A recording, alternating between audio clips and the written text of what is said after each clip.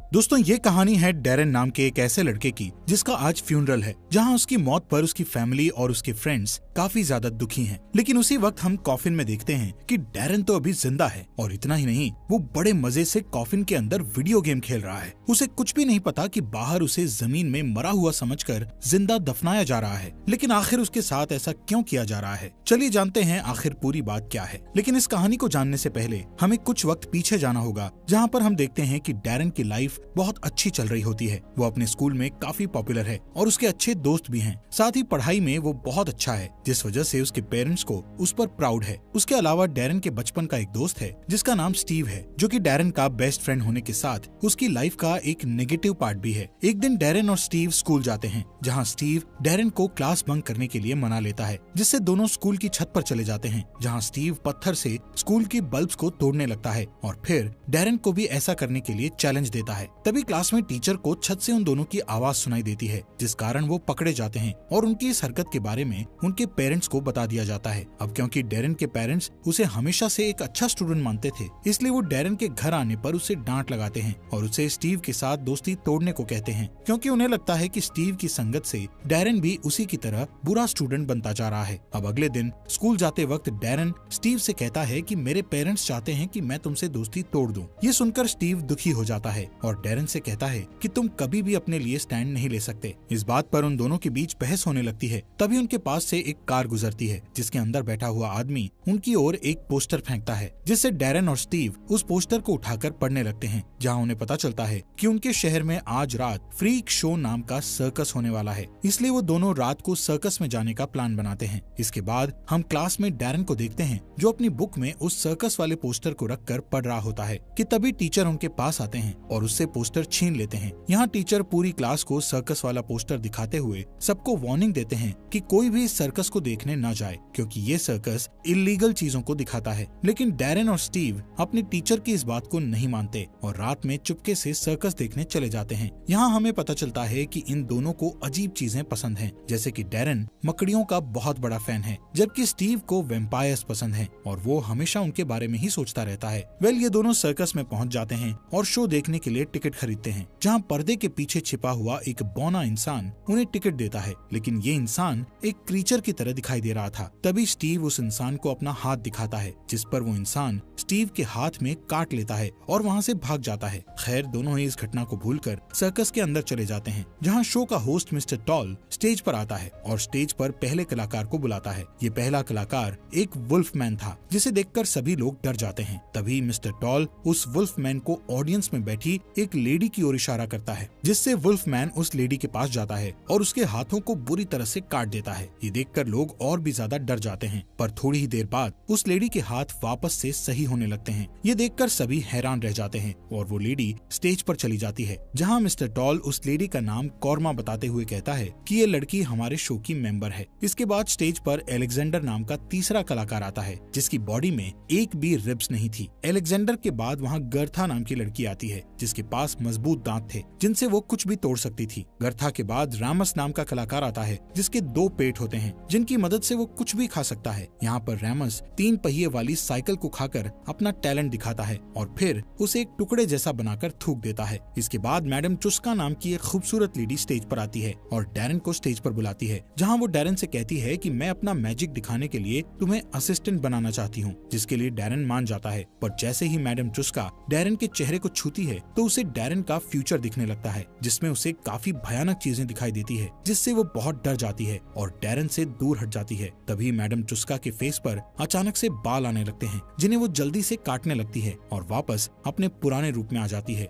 इस मैजिक को देखकर ऑडियंस काफी एंजॉय करती है और उसके लिए जोर जोर से तालियां बजाने लगती है। मैडम चुस्का डैरेन के फ्यूचर को देखने के बाद इतनी डर गई थी कि वो सर्कस के लीडर लार्टन को शो बंद करने को कहती है। मैडम चुस्का डैरेन से इतना क्यों डर रही थी, ये हमें आगे पता चलेगा। यहाँ मैडम चुस्का के बार बार बोलने पर भी लार्टन उसकी बात नहीं मानता और स्टेज पर आकर अपना मैजिक दिखाना शुरू कर देता है। लार्टन स्टेज पर अपनी साथी मकड़ी को लाया था, जिसका नाम ऑक्टा था। यहाँ लार्टन एक इंस्ट्रूमेंट बजाते हुए डांस करने लगता है, जिसके साथ ऑक्टा भी डांस करने लगती है। इसी दौरान स्टीव लार्टन को पहचान जाता है कि वो एक वेम्पायर है। असल में स्टीव ने एक बुक में लार्टन के बारे में पढ़ा था। तभी स्टीव डैरन को बताता है कि लार्टन एक वेम्पायर है और उसका असली नाम वर है। इसी बीच स्टीव और डैरन के टीचर पुलिस को लेकर वहाँ पर आ जाते हैं और शो को बंद करवाने लगते हैं। ये दोनों टीचर से छुपने के लिए बैक स्टेज पर आ जाते हैं, जहाँ मौका देखकर डैरन लार्टन के रूम से ऑक्टा को चुरा लेता है, क्योंकि पहली नजर में ही उसे ऑक्टा पसंद आ गई थी। डैरन ऑक्टा को लेकर रूम से जा ही रहा था कि तभी उसे लार्टन के आने की आवाज सुनाई देती है, इसलिए वो जल्दी से रूम में छुप जाता है। यहाँ लार्टन एक बूढ़े आदमी के साथ अंदर आता है, जो कि लार्टन से वेम्पांजी के बारे में बात कर रहा होता है। असल में वेम्पांजी हाइब्रिड वेम्पायर थे, जो कि लोगों का ब्लड पीने के लिए उन्हें जान से मार डालते हैं, जबकि लार्टन ऐसा वेम्पायर है जो कि सिर्फ लोगों को बेहोश करके उनका ब्लड पीता है। इसी दौरान स्टीव वहाँ आता है और लार्टन से कहता है कि उसे भी वेम्पायर बनना है। यहाँ स्टीव का कहना था कि वो अपनी जिंदगी से नफरत करता है क्योंकि वो अकेला है। असल में स्टीव के पिता बहुत पहले ही उसे छोड़कर चले गए थे, जिस वजह से उसकी माँ एक शराबी बन गई थी। तब से ही वो हमेशा के लिए अकेला हो गया था। स्टीव के बार बार रिक्वेस्ट करने पर लार्टन उसे वेम्पायर बनाने के लिए मान जाता है, पर सबसे पहले वो स्टीव का ब्लड टेस्ट करने को कहता है। जैसे ही लार्टन स्टीव के ब्लड को अपने मुंह में डालता है तो उसे पता चल जाता है कि स्टीव के अंदर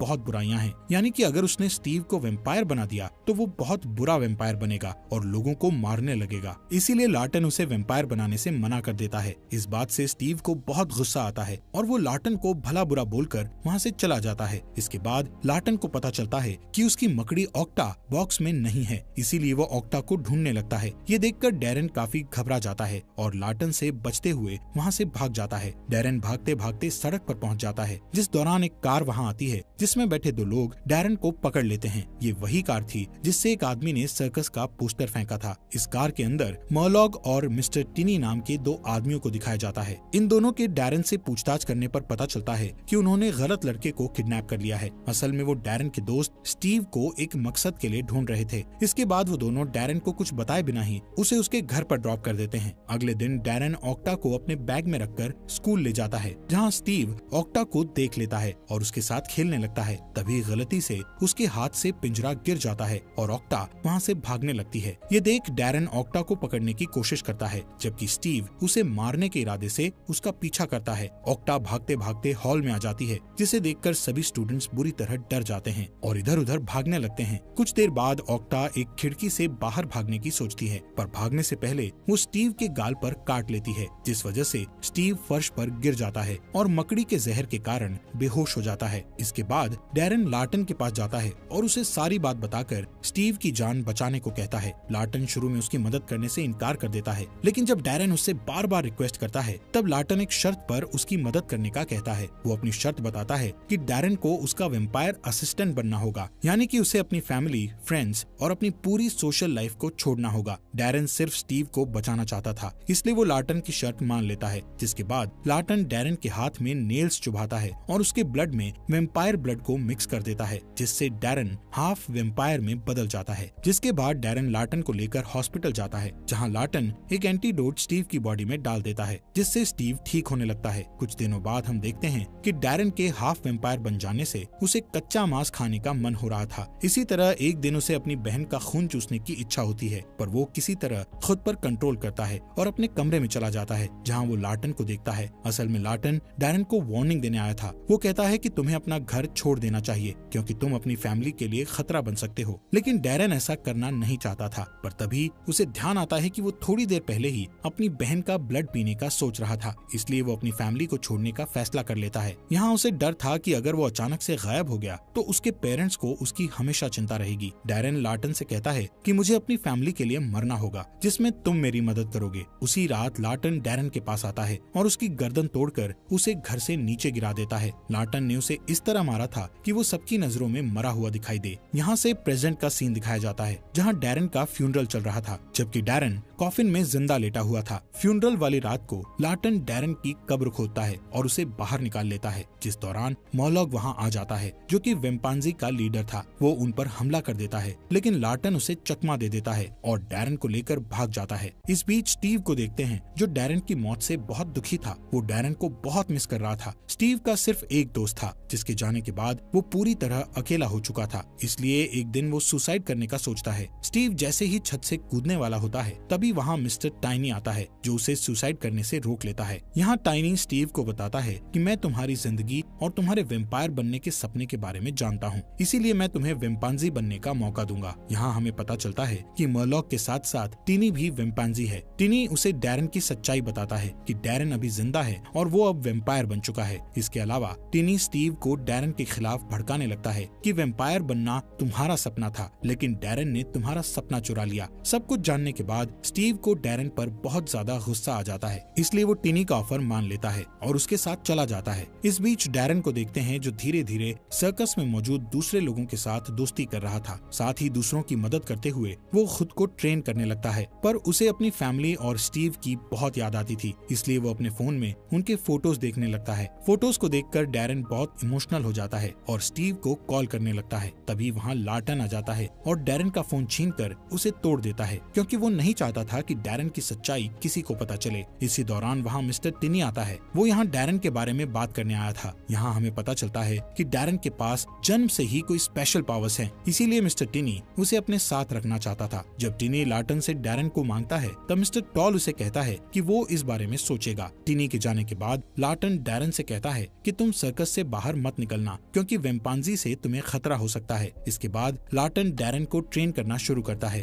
ताकि वो अपने आप की सुरक्षा कर सके। ट्रेनिंग कंप्लीट होने के बाद डैरेन की स्किल्स और स्ट्रेंथ बढ़ जाती है। दूसरी ओर मरलॉक स्टीव को वेम्पांजी में बदल देता है, जिससे स्टीव के पास इविल पावर्स आ जाती हैं और वो एक शैतान में बदल जाता है। स्टीव सबसे पहले अपने स्कूल टीचर का शिकार करता है और उन्हें जान से मार डालता है। इस बीच डैरेन को देखते हैं जिसे बहुत भूख लगी हुई थी, इसलिए लार्टन उसे पास के एक खेत में ले जाता है और एक आदमी को बेहोश करके डैरेन को उसका ब्लड पीने को कहता है। अब क्योंकि डैरेन का दिल बहुत साफ है, इसलिए वो भूखा होने के बावजूद भी उस आदमी का ब्लड नहीं पीता है। वो दोनों वापस अपने सर्कस में लौट आते हैं, जहाँ अचानक से वेम्पांजी का ग्रुप आकर उन पर हमला कर देता है और फिर दोनों ग्रुप्स के बीच खतरनाक लड़ाई होती है, जिसमें कई लोगों की जान चली जाती है। असल में वेम्पांजी डैरेन की तलाश में आए थे। तभी एक वेम्पांजी को डैरेन मिल जाता है, जो कि सर्कस में रहने वाली लड़की रेबेका के साथ एक रूम में छुपा हुआ था। यहाँ वेम्पांजी और डैरेन के बीच लड़ाई होती है, जिस दौरान लार्टन और मिस्टर टॉल अपने साथियों के साथ वहाँ आ जाते हैं और डैरेन को वेम्पांजी से बचा लेते हैं। इसके बाद सभी वेम्पांजी वहाँ से भाग जाते हैं। थोड़ी ही देर बाद डैरेन और लार्टन को पता चलता है कि मरलॉक ने रेबेका को किडनैप कर लिया है। अगली सुबह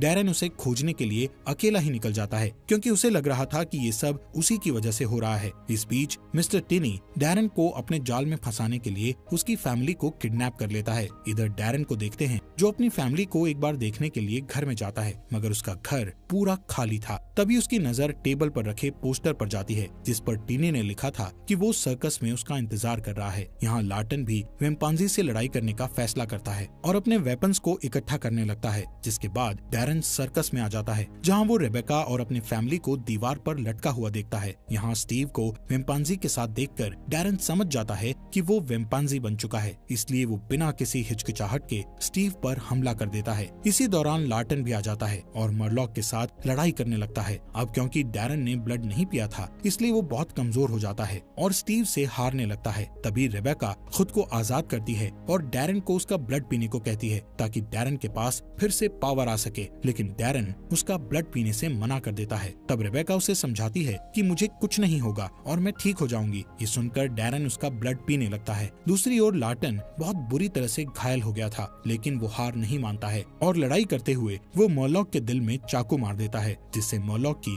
वहीं पर मौत हो जाती है। इधर डैरेन अपनी पावर लौटने के बाद स्टीव से लड़ना शुरू करता है। तभी मिस्टर टिनी वहाँ आता है और उन्हें लड़ने से रोक देता है, जिसके बाद मिस्टर टिनी अपनी स्पेशल पावर्स का यूज करके मरलॉक को जिंदा करता है और उसे एक क्रीचर में बदल देता है। मिस्टर टिनी दोनों लड़कों को अपने साथ चलने को कहता है, जिस पर डैरेन उसके साथ आने से मना कर देता है, लेकिन स्टीव बुराई का रास्ता चुनता है और मिस्टर टिनी के साथ जाने लगता है। दोनों के जाने के बाद लार्टन डैरेन की फैमिली को हिप्नोटाइज करके उनकी अभी वाली याददाश्त को मिटा देता है, जिससे वो सभी इस घटना को भूल जाते हैं। मूवी के लास्ट सीन में हम देखते हैं कि डैरेन सर्कस में वापस आ जाता है, जिसे देखकर सर्कस के सभी मेंबर्स उसका वेलकम करते हैं और उसे घर जैसा महसूस कराते हैं। इसी के साथ ये अमेजिंग मूवी यहीं पर खत्म हो जाती है। दोस्तों, आपके अपने चैनल को सब्सक्राइब करने के लिए आपका दिल से शुक्रिया।